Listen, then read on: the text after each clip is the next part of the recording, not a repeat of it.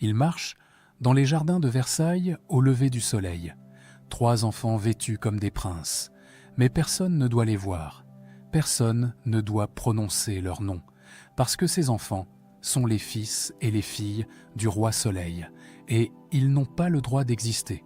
Louis XIV, l'homme le plus puissant d'Europe, le monarque absolu, qui a bâti Versailles et conquis le continent, a engendré au moins 14 enfants illégitimes. Certains sont morts dans l'ombre. D'autres ont été légitimés, mariés à des princes du sang, et leurs descendants ont régné sur l'Europe. Mais pendant des siècles, cette vérité a été cachée, effacée, interdite. Pourquoi le roi a-t-il choisi de sauver certains de ses enfants et d'en abandonner d'autres? Comment ces bâtards royaux sont-ils devenus des princes et des princesses? Et surtout, pourquoi cette histoire a-t-elle été enterrée si longtemps? Parce qu'elle révèle quelque chose que personne ne devait savoir, une faille dans la grandeur du roi Soleil, un secret qui a failli faire exploser la monarchie française. Ce que vous allez découvrir va bouleverser tout ce que vous pensiez savoir sur Louis XIV. Avant de commencer, dites-moi en commentaire d'où vous regardez cette vidéo. Et si vous aimez les grandes histoires cachées de France, abonnez-vous maintenant, parce que chaque semaine, je vous révèle des vérités oubliées que personne d'autre ne raconte. Versailles, octobre 1683. Versailles, octobre 1683. L'aube se lève à peine sur les jardins du château.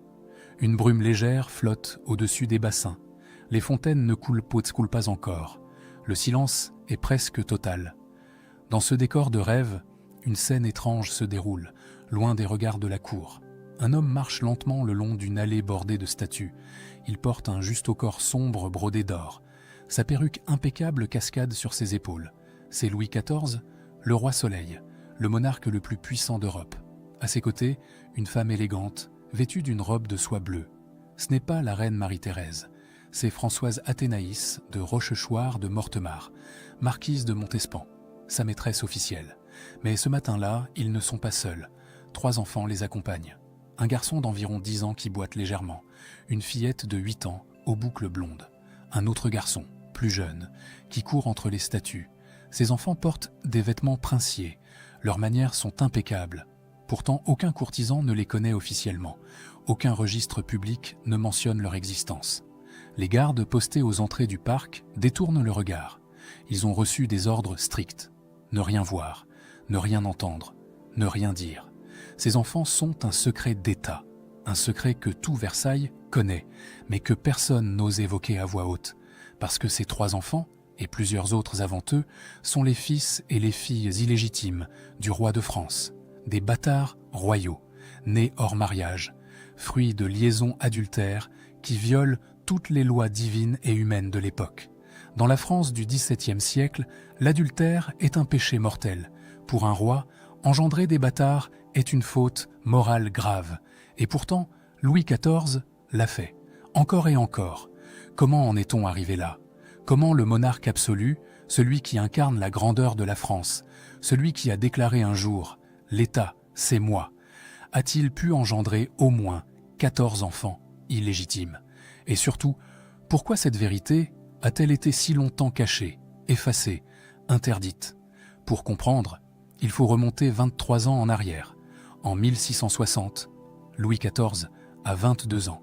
Il règne sur la France depuis la mort de Mazarin, l'année précédente. Il est jeune, beau, plein d'ambition, et il vient d'épouser Marie-Thérèse d'Autriche, infante d'Espagne. Ce mariage a été négocié pendant des années.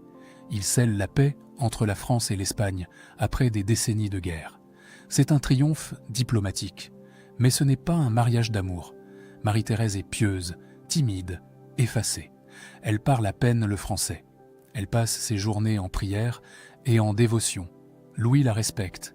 Il fait son devoir conjugal. Elle lui donnera 6 enfants, dont 5 mourront en bas âge. Un seul survivra, Louis de France, le grand dauphin. Mais très vite, Louis XIV s'ennuie. Il cherche ailleurs ce que son mariage ne lui offre pas. La passion, l'excitation, la complicité intellectuelle. Et il la trouve dans les bras d'autres femmes. La première est Louise de La Vallière. Elle a 17 ans quand le roi la remarque, en 1661. Elle est fille d'honneur de madame, belle-sœur du roi. Louise est tout le contraire de Marie-Thérèse. Elle est jeune, fraîche, sincère. Elle aime le roi avec une dévotion absolue, presque naïve. Lui est ébloui par sa simplicité, sa douceur, sa beauté naturelle. Leur liaison dure 7 ans. Et de cette liaison naissent 4 enfants. Le premier, Charles de la Vallière, naît en 1663.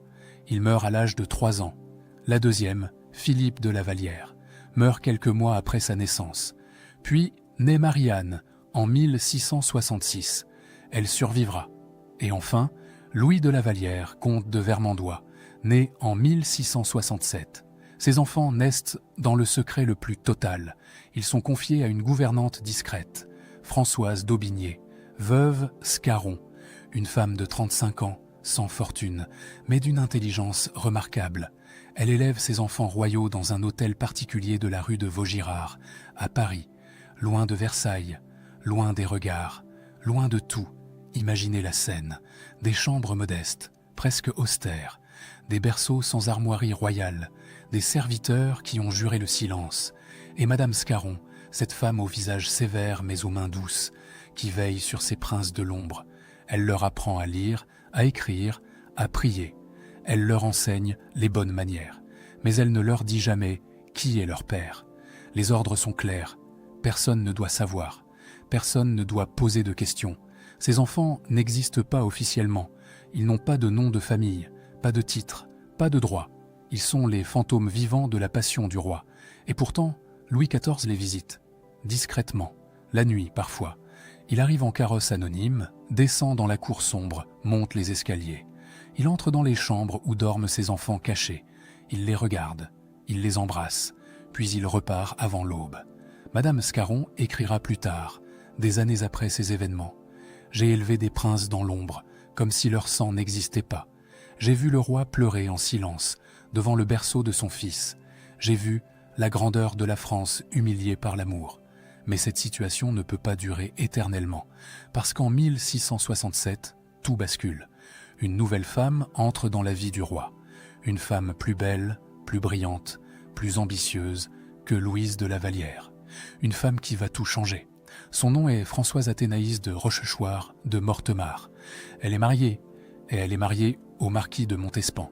Elle est dame d'honneur de la reine. Et elle est d'une beauté éblouissante.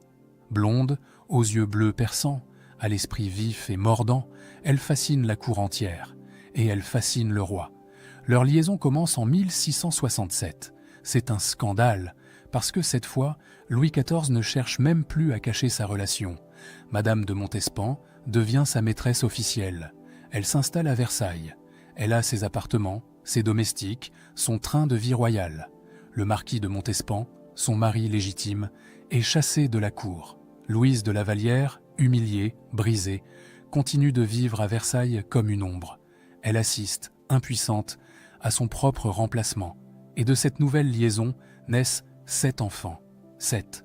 Entre 1669 et 1681, Madame de Montespan donne au roi 7 enfants illégitimes. C'est un record, une démonstration de fertilité qui choque même les courtisans les plus habitués aux frasques royales. Ces enfants aussi naissent dans le secret. Ils sont confiés à la même gouvernante, Madame Scarron, qui désormais élève une véritable tribu de bâtards royaux. Certains meurent en bas âge, mais 6 survivent, et ces 6-là vont changer l'histoire de France. Les premiers enfants de Madame de Montespan naissent dans des conditions rocambolesques. En 1669, elle accouche d'un premier fils, Louis-Auguste, puis en 1670, d'un second, Louis César. Les 2 garçons sont immédiatement enlevés de leur berceau et transportés en secret chez Madame Scarron. Personne à la cour ne doit savoir. La grossesse de Madame de Montespan a été cachée sous des robes amples, des retraites stratégiques à la campagne, des mensonges organisés. Mais en 1673, tout change. Louis XIV prend une décision qui va choquer la France entière. Il décide de légitimer publiquement ses enfants illégitimes. Par des lettres patentes enregistrées au Parlement de Paris, il leur donne officiellement le nom de Bourbon. Il leur accorde des titres, des armoiries, des rangs à la cour. Louis-Auguste devient duc du Maine. Louis-César devient comte de Vexin. Les filles qui naîtront ensuite porteront le titre de mademoiselle de Blois ou de Nantes. C'est un acte révolutionnaire. Jamais un roi de France n'a légitimé autant d'enfants naturels. Jamais un monarque n'a osé transformer ses bâtards en princes du sang. Les précédents existent, certes. Henri IV a légitimé certains de ses enfants illégitimes, mais jamais à cette échelle, jamais avec cette audace. À Versailles, la nouvelle tombe comme une bombe. Les princes légitimes sont scandalisés. Les ducs et pairs du royaume protestent. Comment des bâtards peuvent-ils porter le nom sacré de Bourbon? Comment peuvent-ils prétendre à des rangs qui appartiennent de droit aux descendants légitimes de Saint-Louis? Le duc de Saint-Simon, ce chroniqueur impitoyable de la cour de Versailles, écrira dans ses mémoires « Le roi élève ses bâtards au-dessus des princes du sang. C'est une monstruosité qui blesse toutes les lois du royaume. C'est un affront à Dieu et aux hommes. Mais personne n'ose protester ouvertement, parce que le roi est le roi. Et Saint-Simon a raison. Personne n'ose contredire Louis XIV, parce qu'en 1673, le roi Soleil est au sommet de sa gloire. Il vient de conquérir la Franche-Comté. Il a humilié la Hollande. Il construit Versailles, ce palais qui va devenir le symbole de la grandeur française. Il est le monarque absolu, le roi de droit divin, celui qui ne rend de compte qu'à Dieu. Mais pourquoi fait-il cela? Pourquoi prend-il le risque de légitimer ses bâtards? Agit-il par amour paternel, par culpabilité ou par calcul politique? La réponse est complexe. Louis XIV aime certains de ses enfants naturels. Il aime profondément le duc du Maine, ce petit garçon boiteux qui le touche par sa fragilité. Il aime ses filles, ces petites princesses qu'il voit grandir dans l'ombre. Mais il n'est pas qu'un père aimant. Il est aussi un stratège impitoyable. En légitimant ses bâtards, Louis crée une nouvelle noblesse. Une noblesse qui ne doit rien aux grandes familles traditionnelles. Une noblesse qui lui doit tout. Ses enfants naturels deviennent ses créatures, ses instruments, ses pions sur l'échiquier du pouvoir. Il peut les marier à qui il veut, les placer où il veut, les utiliser pour contrebalancer les ambitions des princes légitimes, toujours promptes à contester son autorité. C'est un coup de génie politique, et c'est aussi une violence terrible infligée à ses propres enfants, parce qu'en les légitimant, Louis leur donne tout et rien à la fois. Il leur donne des titres, mais pas la légitimité véritable. Il leur donne des rangs, mais pas le respect. Il leur donne le nom de Bourbon, mais tout le monde sait qu'ils restent des bâtards. Pendant ce temps, dans l'hôtel particulier de la rue de Vaugirard, Madame Scarron continue d'élever cette tribu royale.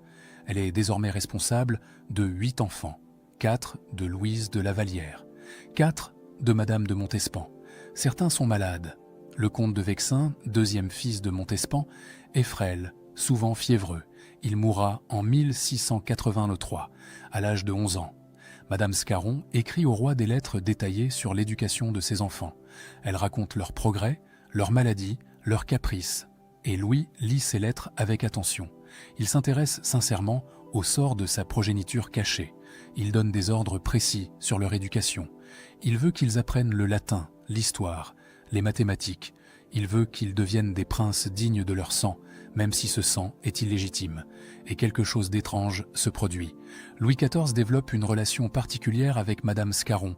Cette femme austère, pieuse, intelligente, l'impressionne. Elle élève ses bâtards avec dévouement, sans jamais demander de récompense. Elle ne cherche pas à profiter de la situation. Elle ne joue pas les intrigantes. Elle fait simplement son devoir avec une dignité remarquable. En 1674, Louise de Lavallière, brisée par l'humiliation et le chagrin, prend une décision radicale. Elle quitte Versailles et se retire au couvent des Carmélites de Paris. Elle prononce ses vœux et devient sœur Louise de la Miséricorde. Elle y restera jusqu'à sa mort, 36 ans plus tard, en 1710. Elle ne reverra jamais ses enfants. Sa sortie de scène laisse le champ libre à Madame de Montespan, mais même elle, la brillante, l'ambitieuse, l'éblouissante Athénaïs, commence à sentir que son règne touche à sa fin, parce qu'en 1675, Louis XIV se rapproche de plus en plus de Madame Scarron. Il lui rend visite souvent. Il discute avec elle pendant des heures. Il apprécie sa conversation, sa sagesse, sa piété.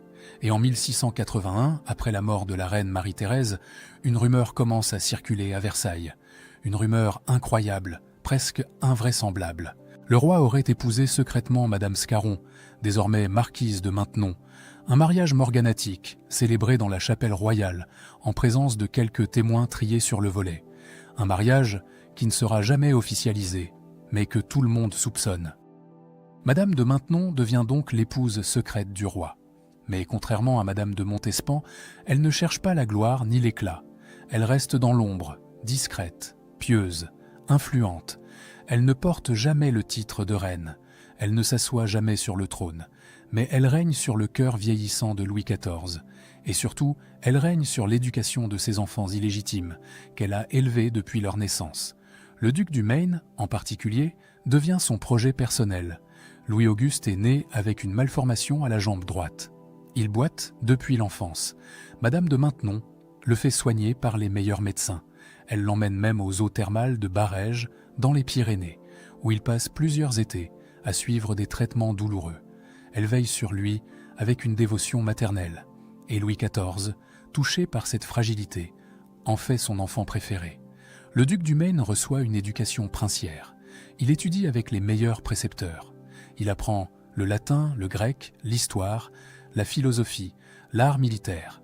À 16 ans, il commande déjà un régiment. À 20 ans, il est nommé gouverneur du Languedoc, l'une des plus importantes provinces de France.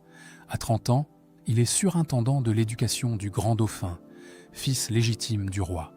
C'est une fonction extraordinaire pour un bâtard. Louis XIV accumule sur lui les honneurs, les titres, les richesses. Il lui donne le château de Sceaux, un domaine magnifique près de Paris. Il lui accorde une pension royale considérable.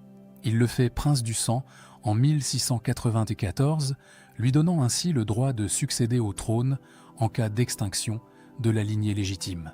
Mais cette faveur écrasante crée des jalousies féroces. Les princes légitimes détestent le duc du Maine. Ils voient en lui un usurpateur, un parasite qui profite de la faiblesse sentimentale du roi. Le duc d'Orléans, petit-fils de Louis XIII et neveu du roi, le méprise ouvertement. Le duc de Bourbon, prince du sang, refuse de lui céder le pas lors des cérémonies officielles. Saint-Simon, encore lui, écrit avec une haine viscérale « Le duc du Maine est un monstre d'orgueil et de lâcheté. Il doit tout à la faiblesse du roi et à l'ambition de Madame de Maintenon. Il n'a aucun mérite personnel. Sa naissance le condamne. Et pourtant, il ose prétendre au rang des princes légitimes. » Le frère cadet du duc du Maine, Louis-Alexandre de Bourbon, comte de Toulouse, suit un chemin différent. Lui aussi est légitimé en 1686, mais contrairement à son frère, il ne cherche pas les honneurs de la cour. Il choisit la carrière militaire. Il devient marin, commande des escadres, remporte des victoires navales. En 1704, il est nommé amiral de France. Il est respecté pour son courage, sa compétence, sa discrétion. Il ne joue pas les intrigants. Il sert le roi et la France avec dignité. Les filles légitimées, elles, sont utilisées comme monnaie d'échange dans les jeux dynastiques du roi. Louise Françoise de Bourbon, née en 1673, est mariée en 1685 au duc de Bourbon, prince du sang. Elle a 12 ans, lui en a 19. C'est un mariage forcé, destiné à réconcilier la branche légitime des Bourbons avec les bâtards légitimés. Françoise-Marie de Bourbon, née en 1677, est mariée en 1692 au duc d'Orléans, neveu du roi et futur régent de France. Elle a 15 ans, lui en a 18. Lui non plus ne veut pas de ce mariage. Il est amoureux d'une autre femme, mais on ne refuse pas un ordre du roi. Ces mariages créent des tensions familiales incroyables. Imaginez la scène, des princes du sang obligés d'épouser les filles illégitimes du roi, des bâtardes qui deviennent princesses, des femmes nées hors mariage qui portent la couronne ducale. C'est un bouleversement complet de l'ordre social et dynastique. Mais tous les enfants illégitimes de Louis XIV ne connaissent pas ces destins glorieux. Certains meurent jeunes, d'autres disparaissent mystérieusement. Louis de La Vallière, comte de Vermandois, fils de Louise de La Vallière, meurt en 1683, à l'âge de 16 ans. Les circonstances de sa mort restent troubles. Selon certaines sources, Il aurait été disgracié pour avoir eu une liaison homosexuelle avec le fils du grand Condé. Le roi, furieux, l'aurait exilé. Il serait mort peu après, peut-être empoisonné, peut-être de maladie. Mademoiselle de Blois, première fille de Montespan, meurt à l'âge de 6 ans en 1681. Le comte de Vexin, comme je l'ai déjà mentionné, meurt à 11 ans en 1683. Ces morts d'enfants, si fréquentes à l'époque, frappent aussi les bâtards royaux. Même le sang du roi ne protège pas contre la maladie. Et puis, il y a les rumeurs. Les enfants dont on ne parle jamais officiellement. Des naissances cachées, jamais enregistrées, jamais légitimées. Des bébés morts à la naissance ou quelques mois après. Des grossesses dissimulées, des accouchements secrets. Madame de Montespan aurait eu au moins un autre enfant qui n'a pas survécu. D'autres maîtresses du roi auraient également donné naissance à des bâtards jamais reconnus. La cour de Versailles bruisse de ces rumeurs. On chuchote dans les couloirs, on échange des regards entendus. Mais personne n'ose poser de questions ouvertes, parce que le roi ne tolère aucune impertinence sur ce sujet. Sa vie privée est sacrée. Ses décisions sont incontestables. En 1700, Louis XIV a 62 ans. Il règne depuis 57 ans. Il a survécu à sa femme, à son fils, le grand dauphin, qui mourra en 1711, à ses petits-enfants. Il vieillit. Il souffre de la goutte, de maux de dents, d'infections diverses, et il commence à penser à sa succession. En 1714, Louis XIV a 76 ans. Il sent que sa fin approche. Ses jambes sont couvertes d'ulcères. Il souffre constamment. Il mange peu. Il dort mal. Mais son esprit reste vif. Et il prend une décision qui va déclencher une crise dynastique majeure après sa mort. En août 1714, quelques semaines avant de mourir, Louis rédige son testament, un document secret, scellé, déposé au Parlement de Paris. Dans ce testament, il modifie radicalement l'ordre de succession. Il donne au duc du Maine et au comte de Toulouse le rang de prince du sang à part entière. Il leur accorde le droit de succéder à la couronne si la lignée légitime s'éteint.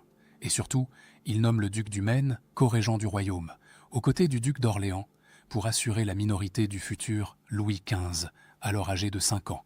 C'est un coup de tonnerre, un affront direct au prince légitime, une violation flagrante des lois fondamentales du royaume. Parce que selon ces lois, les bâtards, même légitimés, ne peuvent jamais hériter de la couronne. Le trône de France se transmet par le sang légitime, de mâle en mâle, selon la loi salique. Les bâtards n'ont aucun droit dynastique, mais Louis XIV s'en moque. Il est le roi, sa volonté est loi, et il veut assurer l'avenir de ses enfants illégitimes, particulièrement du duc du Maine, son préféré. Il sait que le duc d'Orléans, futur régent, déteste le duc du Maine. Il sait que les princes légitimes vont tout faire pour abaisser les bâtards après sa mort.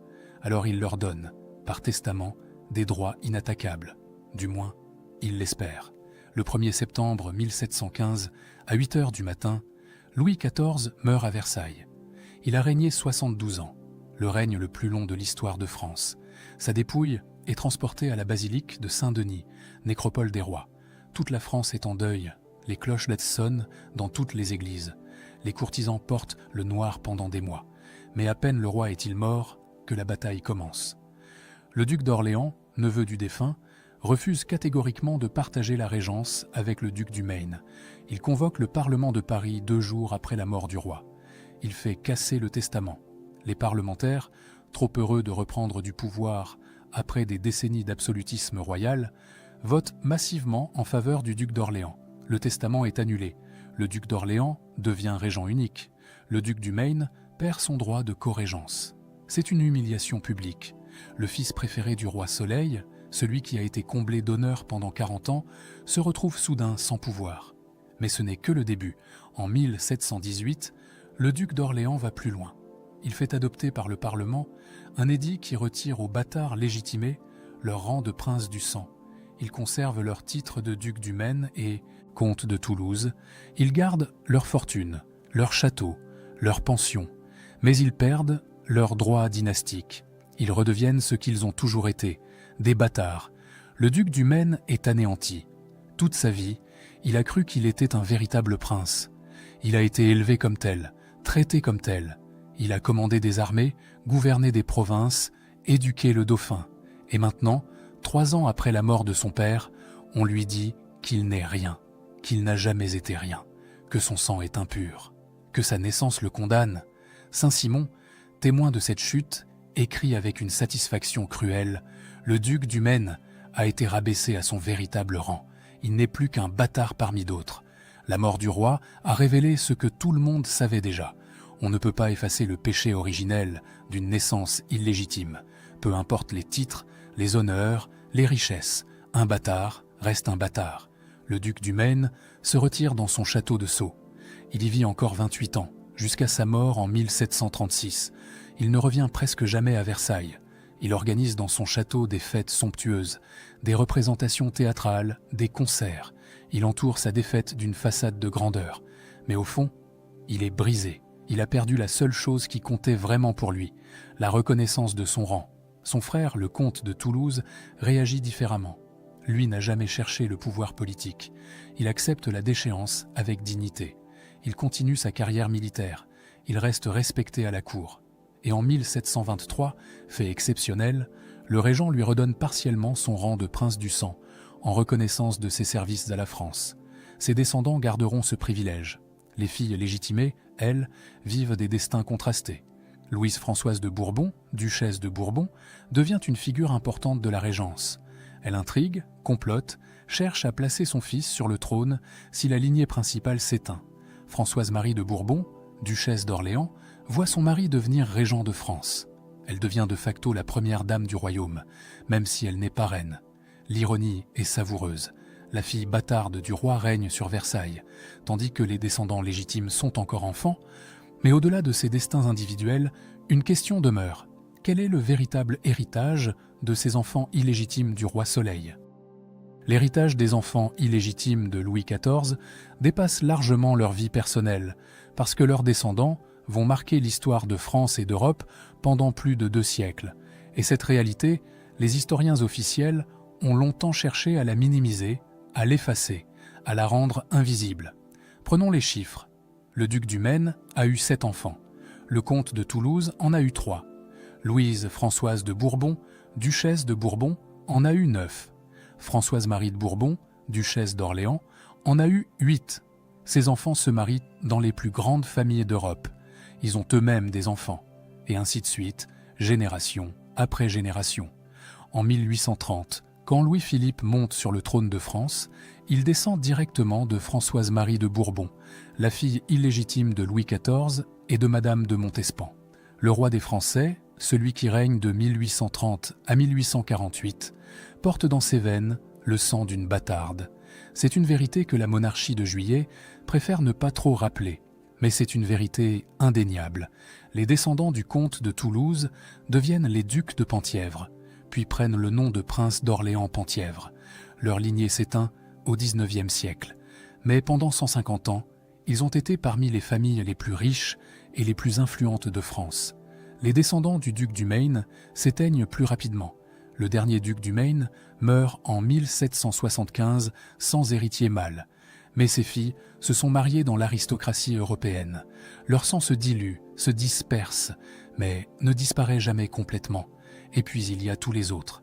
Les enfants morts jeunes, les bâtards jamais légitimés, ceux dont on ne parle pas dans les livres d'histoire. Combien étaient-ils vraiment ? 14 ? 15 ? 20 ? Personne ne le sait avec certitude. Les archives ont été épurées. Les documents compromettants ont été détruits. L'Église et la monarchie ont tout fait pour effacer ces traces embarrassantes. Pourquoi cette censure ? Pourquoi cette volonté d'oublier ? Parce que les enfants illégitimes du roi révèlent une faille dans le système monarchique français. Ils montrent que le roi, censé être le lieutenant de Dieu sur terre, est aussi un homme avec ses faiblesses, ses passions, ses péchés. Ils prouvent que la grandeur n'efface pas la fragilité humaine. Louis XIV a construit Versailles, ce symbole écrasant de pouvoir absolu. Il a conquis l'Europe, imposé la langue française, comme langue diplomatique universelle, fait de la France la première puissance du continent. Il a incarné la majesté, la gloire, la grandeur. Mais dans l'intimité de ses appartements privés, il n'était qu'un homme qui aimait des femmes, qui engendrait des enfants, qui se débattait avec sa conscience et ses désirs, et ses enfants illégitimes, qu'ils soient légitimés ou oubliés, racontent cette histoire cachée. Ils sont les témoins silencieux de la double vie du roi Soleil. La vie publique, éclatante, officielle, célébrée dans les tableaux, les statuts, les chroniques, et la vie privée, secrète, complexe, troublante. Madame de Maintenon, dans ces dernières années, a écrit une lettre à une amie. Elle y parle des enfants qu'elle a élevés. Elle dit « Le roi leur a donné tout ce qu'un roi peut donner, des titres, des fortunes, des alliances, mais il ne pouvait leur donner ce que Dieu seul accorde, la légitimité du sang et la paix de l'âme. Ces enfants ont vécu entre deux mondes, ni tout à fait prince, ni tout à fait anonyme. Cette condition est un fardeau terrible. » Et elle a raison. Le duc du Maine, malgré tous ses honneurs, n'a jamais été pleinement accepté par les princes légitimes. Le comte de Toulouse, malgré son courage militaire, a toujours porté le poids de sa naissance. Les filles légitimées, malgré leur mariage princier, ont été regardées avec mépris par une partie de la cour. Mais en même temps, ces enfants ont eu des privilèges extraordinaires. Ils ont vécu à Versailles. Ils ont été éduqués par les meilleurs précepteurs. Ils ont commandé des armées, gouverné des provinces, organisé des fêtes somptueuses. Ils ont eu accès au pouvoir, à la richesse, à la gloire. Des milliers d'autres bâtards, nés dans la pauvreté, n'ont jamais eu ces chances. Alors, quelle est la vérité sur les enfants illégitimes du roi Soleil? La vérité, c'est qu'ils incarnent toutes les contradictions de leur époque. Une époque où la morale chrétienne condamnait l'adultère, mais où le roi pouvait se permettre d'avoir des maîtresses officielles. Une époque où les lois interdisaient aux bâtards d'hériter, mais où le monarque absolu pouvait les légitimer par un simple édit. Une époque où la propagande royale célébrait la grandeur divine du roi, mais où la réalité humaine était bien plus complexe. Ces enfants nous rappellent que l'histoire n'est jamais simple, qu'elle n'est jamais uniquement faite de grandes batailles et de traités diplomatiques, qu'elle est aussi faite de passions, de secrets, de décisions intimes qui ont des conséquences publiques, qu'elle est faite d'hommes et de femmes qui aiment, qui souffrent, qui espèrent, qui se trompent. Louis XIV est mort il y a plus de 300 ans. Son règne glorieux appartient au livre d'histoire. Mais ses enfants illégitimes, eux, nous parlent encore aujourd'hui. Ils nous disent qu'aucune grandeur ne peut effacer notre humanité, que même les rois les plus puissants restent des hommes, et que derrière chaque façade de majesté, il y a toujours des vies cachées, des vérités interdites, des histoires qui méritent d'être racontées. Dans les jardins de Versailles, aujourd'hui, des millions de touristes se promènent chaque année. Ils admirent les fontaines, les statues, les perspectives parfaites. Ils photographient le château, symbole éternel de la grandeur française. Mais combien d'entre eux savent que dans ces mêmes allées, il y a plus de 300 ans, des enfants royaux marchaient en silence, portant le poids d'un secret d'État? Combien savent que le roi Soleil, ce monarque absolu, cachait dans l'ombre de sa gloire une vérité que personne ne devait connaître? Cette vérité, vous la connaissez maintenant, et elle ne s'effacera plus.